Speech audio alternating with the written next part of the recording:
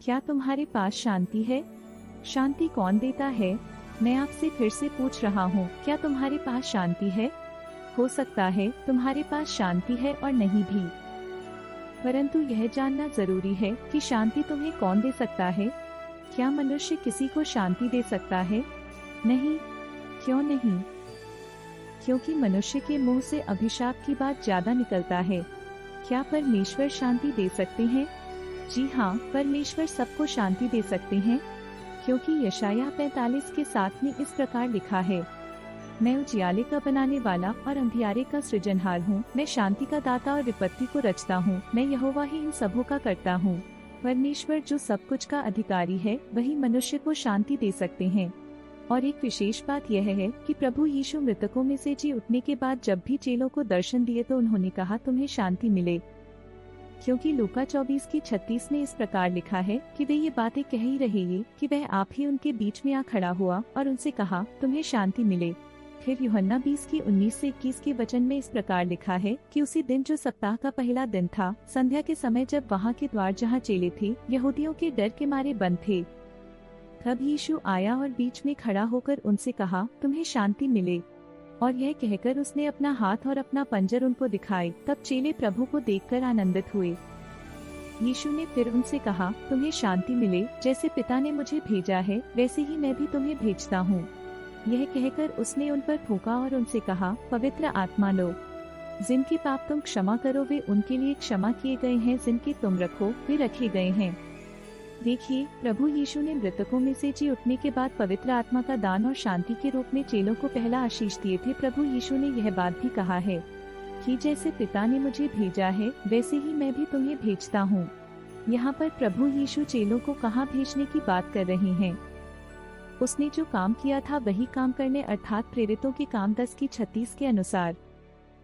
जो वचन उसने इस्राएलियों के पास भेजा, जबकि उसने यीशु मसीह के द्वारा, जो सबका प्रभु है, शांति का सुसमाचार सुनाया।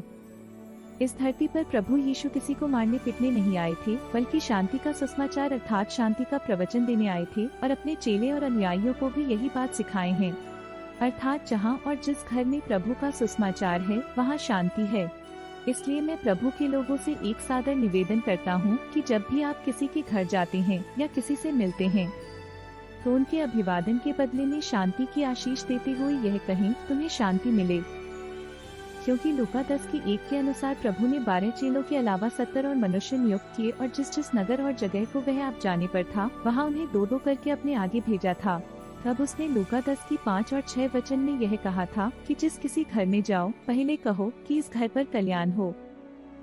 यदि वहाँ कोई कल्याण के योग्य होगा तो तुम्हारा कल्याण उस पर ठहरेगा, नहीं तो तुम्हारे पास लौट आएगा। कल्याणकारी आशीष अर्थात उस घर में शांति की आशीष देने के लिए कहा था। इसलिए हमें भी दूसरों को आशीष देना चाहिए।